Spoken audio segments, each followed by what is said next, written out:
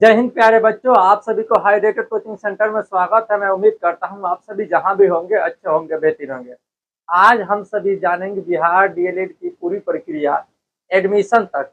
यानी कि आपने एग्जाम दे दिया, आंसर की जारी हो चुका है, काउंसलिंग होता है, मेरिट लिस्ट जारी होता है, उसके बाद एडमिशन तक में कौन कौन सा प्रक्रिया लगता है, क्या क्या डॉक्यूमेंट्स लगता है। इसके बाद अगर आपका 50 नंबर है, 60 नंबर है, तो क्या आपको सरकारी कॉलेज मिल सकता है कि प्राइवेट कॉलेज मिलेगा। इन सभी पर अच्छे तरीके से डिस्कस करेंगे। बस आपको अच्छे तरीके से इस वीडियो में अंत तक ले बने रहना है। आपको समझना है, कहीं भी समझ में नहीं आए तो कमेंट बॉक्स में पूछ लेना।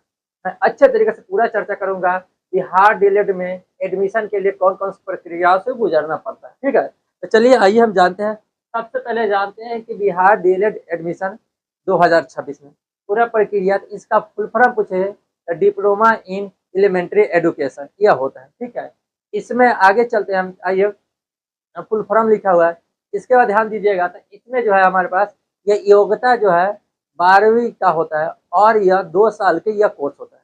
योग्यता जो होता है 12वीं का, और कोर्स पूछे तो यह 2 साल का कोर्स होता है। ठीक है, ध्यान दीजिएगा। इसके बाद आगे चर्चा करते हैं। तो इस बार 2026 में कुल कितने बच्चे फॉर्म अप्लाई किए थे, तो देखोगे क्या, यहाँ पे लगभग 3 लाख प्लस, 3 लाख प्लस बच्चे ने फॉर्म अप्लाई किया था। ठीक है, यहाँ तक कोई दिक्कत नहीं। 3 लाख प्लस बच्चे ने अप्लाई किया था। और यहाँ समझाते हैं, आगे चलते हैं। अब इसमें सरकारी कॉलेज और प्राइवेट कॉलेज के बारे में बात करें। ठीक है, सरकारी कॉलेज में सीट कितनी है, प्राइवेट कॉलेज में सीट कितनी है, ये सभी जान लेते हैं। अगर अच्छे तरीके से जान लोगे तो आपको एडमिशन में भी कोई ऐसी परेशानी नहीं होगा। डॉक्यूमेंट्स क्या क्या लगेगा, इन सभी के बारे में अच्छे से चर्चा कर लेंगे। ठीक है, डॉक्यूमेंट्स भी आपकी आवश्यकता होती है, कौन कौन से होगा, क्या क्या होगा, कैसे होगा, सब चीज़ के बारे में अच्छे से चर्चा करेंगे। ध्यान दीजिए। ठीक, यहाँ से आगे चलते हैं नेक्स्ट नेक्स्ट पीडीएफ में। नेक्स्ट पीडीएफ में आइएगा तो ध्यान दीजिएगा, इस पर यहाँ ध्यान दिया जाता है।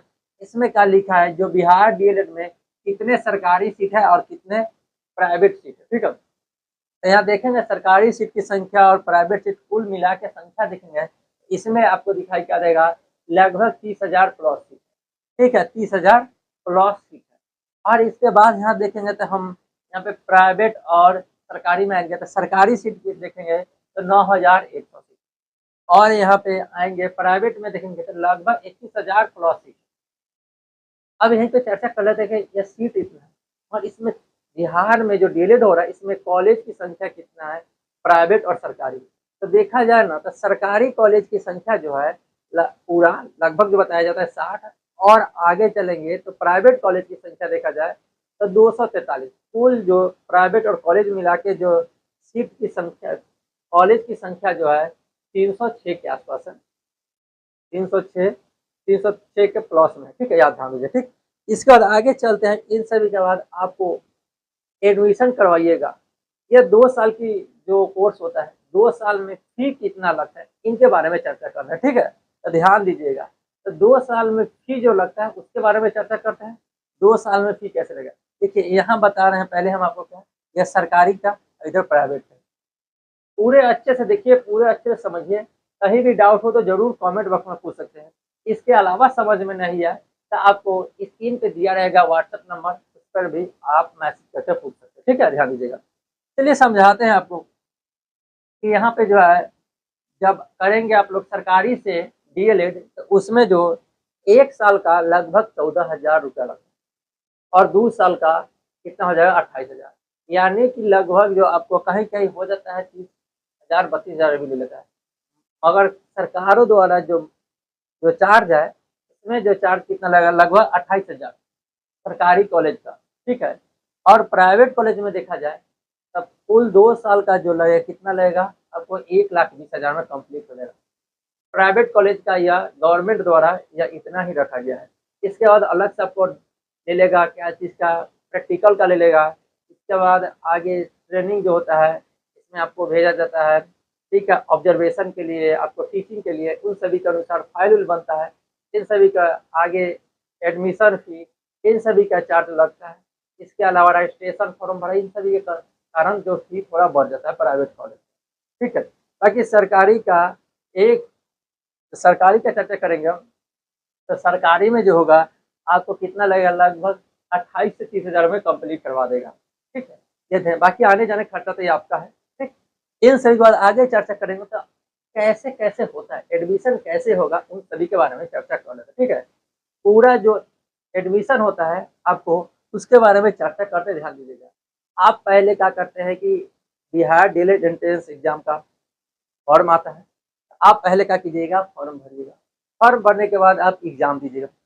एग्जाम देने के बाद क्या होता है, वह एग्जाम 120 नंबर का होता है, वह सभी आपने कर ली है। आपका आंसर की भी जारी हो चुका है। आंसर की के बाद आइएगा तो देखिएगा आपका रिजल्ट, आपका रिजल्ट आएगा।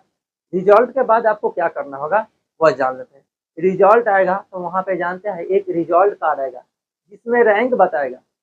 रैंक में यह बताएगा कि आपका रैंक कितना है, वो बच्चों से आप कितना आ गया है।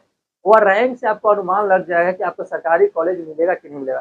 क्योंकि 9,000 जब सरकारी सीट है तो सरकारी सीट पे आपको अगर 9,000 से कम रैंक है या उसी के आसपास है, आपको पूरा चांस होता है कि सरकारी कॉलेज मिले। ठीक है, बाकी आपके एरिया के अनुसार, आपके एरिया में अगर कॉलेज में सीट कम है, कम मिल सकता है। आप जिस कॉलेज में भर रहे हैं वहाँ भी कम है, आप एकदम जाँच लीजिएगा जाके साइट पर, सरकारी वेबसाइट पे, तब जाके आप अप्लाई कीजिएगा। यानी सही सीक्वेंस में आपको कॉलेज को प्रेफरेंस देना होगा। ठीक है, ध्यान दीजिएगा। इन सभी के बाद जब आप यह करेंगे, यहाँ पे आप लोग का रिजल्ट आएगा। रिजल्ट के बाद आपको क्या होगा, काउंसलिंग का डेट आएगा। काउंसलिंग डेट के समय आपको क्या करना होगा कि आपको काउंसलिंग के समय ही कॉलेज को सही तरीका से चुनना होगा।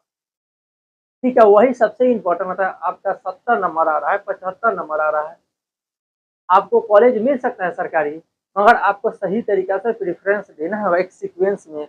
वो देखना होगा क्या आपके कैटेगरी का वहाँ पे सीट है कि नहीं है, तब जाके आपको मिलेगा। ध्यान दीजिएगा इन सभी पर।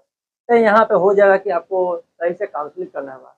काउंसलिंग के बाद आपका जो यह मेरिट लिस्ट आता है, ये चयन जो प्रक्रिया होता है 2 या 3 चरणों में होता है। ठीक है, 3 चरणों में, अधिकांशतः 3 चरणों में मेरिट लिस्ट आता है, एडमिशन होता है। 3 चरणों में जो होता है, उसके बाद बाई चांस बच जाए तब जाके आपको स्पॉट राउंड होता है।